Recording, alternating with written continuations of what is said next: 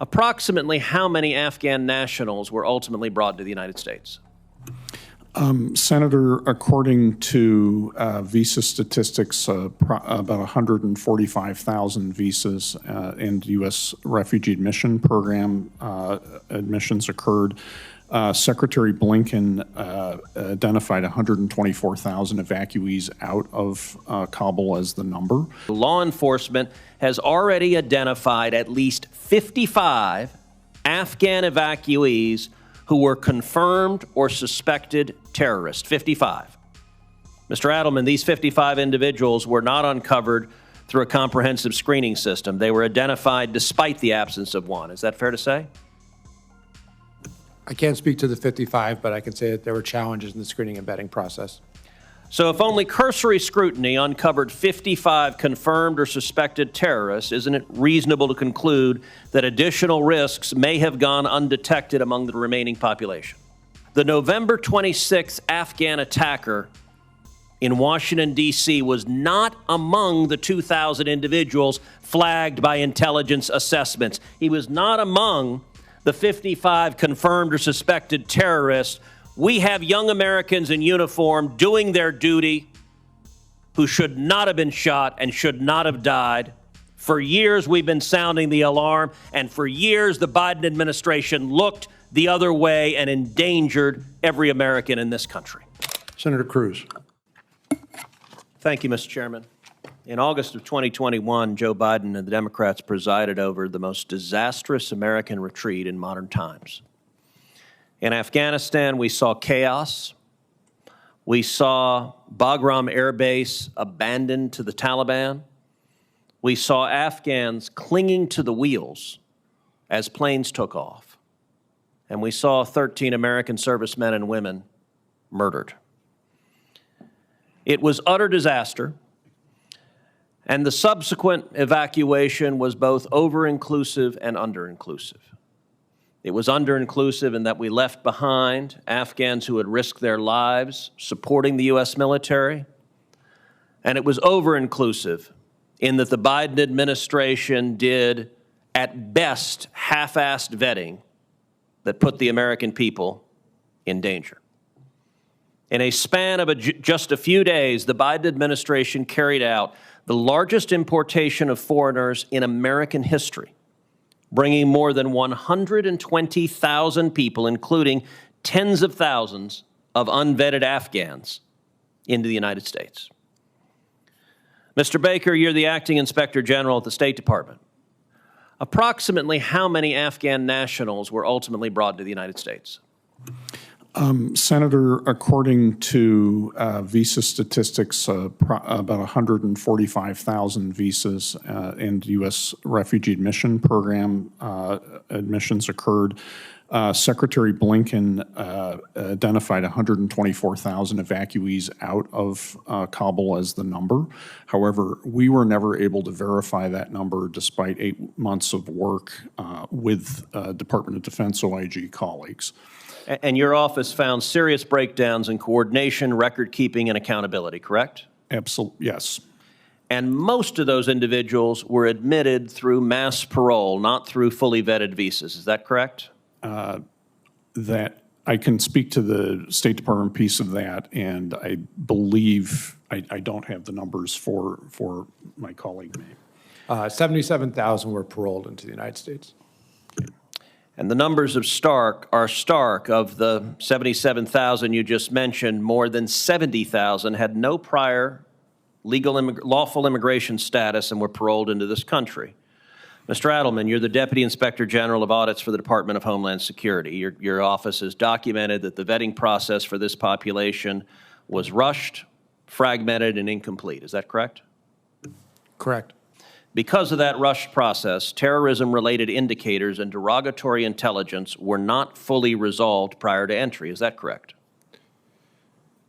We identified 2 individuals who, it turned out, had derogatory information and later had to be removed from the United States due to national security concerns.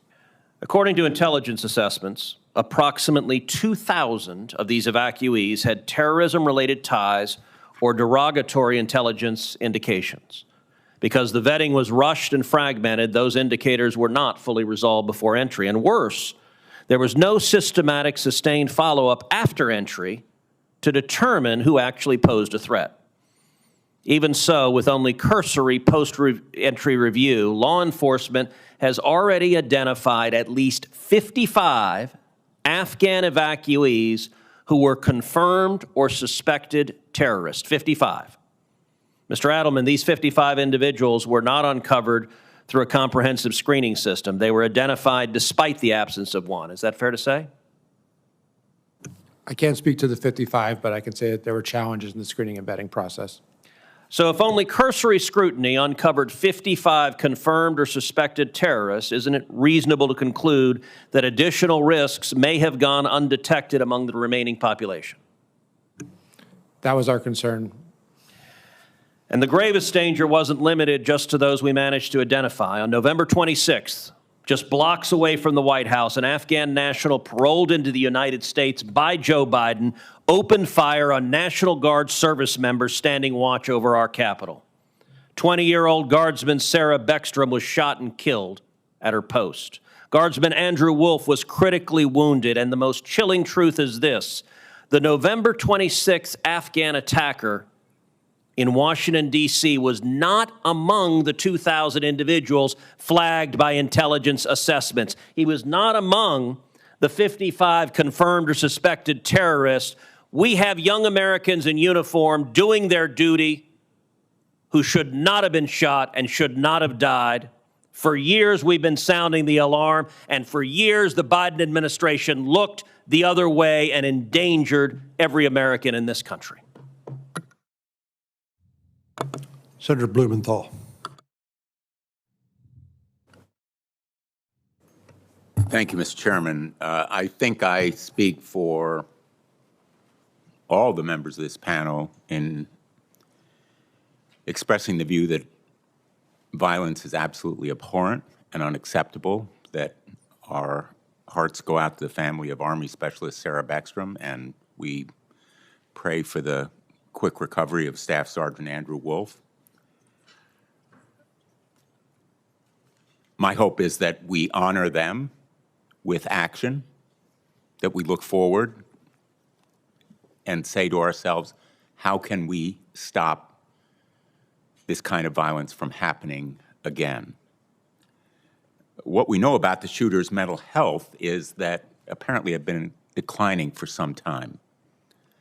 And individuals familiar with him raised the alarm over episodes of depression and erratic behavior.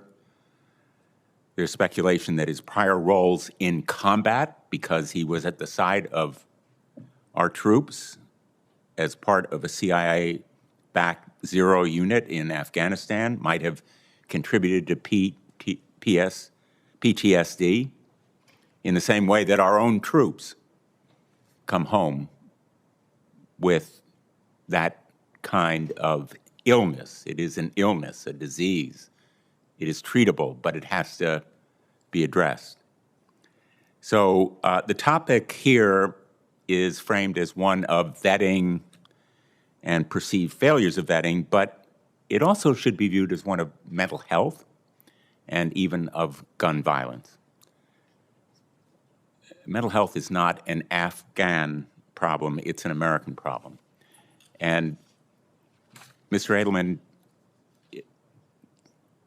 do you know how the shooter obtained the gun? We have not looked into any records of the suspect. Do you know whether mental health services were available to him? I do not. Do you know whether IG reports have been conducted to examine levels of PTSD that refugees or others coming into this country after thorough vetting may be suffering from? We have not looked at that in the past. Let me ask you on another topic. A lot of talk today about screening and vetting. I haven't heard anything, again, looking forward, about the so-called gold card, President Trump's gold card.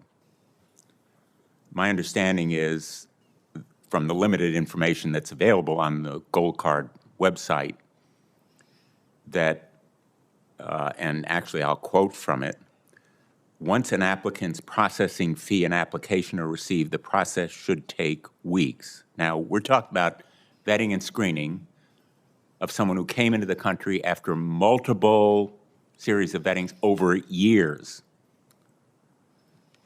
Do you have any plans to look into this process of vetting and screening that allows somebody to come into the country after only weeks, possibly of superficial, very little vetting, simply because they can pay money to expedite the process? So we take a risk-based approach when we choose what audits to look at. As we learn more about this, we will certainly take that under consideration and determine. Well, I'm asking you for a commitment, sir, that you will, in fact, look into the gold card process to prevent this kind of problem from recurring. In real time, we see the potential pitfalls. Will you look into them to prevent the kind of absolutely abhorrent consequences that we saw in the death of these two great National Guardsmen? Yes, we'll look into it as part of our planning process, yes. I was a critic of the Afghanistan withdrawal in the way that it was done. I'm not here to relitigate that issue. I'm here to look forward and try to prevent this kind of tragedy from occurring again. Thank you, Mr. Chairman. I just have one last question before we excuse this panel. But given what you described in that the difficulty of getting information from a war-torn country, one that had been involved in war for 20 years or more, given the fact the Taliban, a terrorist organization, basically was in control or governing the country, given the fact of illiteracy on the part of many of the Afghan nationals who couldn't even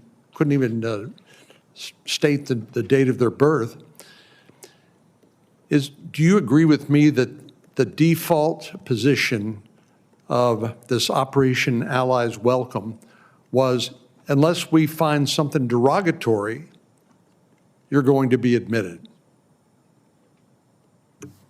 In other words, no record was treated as a positive in terms of admission. Right. Is that, you agree with that characterization, Mr. Adelman? I do. Thank you. You have anything else for this panel? Yes, Senator, I also would agree. I would point to some of our work on SAVs where I note we have a high refusal rate for those who go through a thorough process. It does indicate, again, document fraud and other risks with those applicant pools.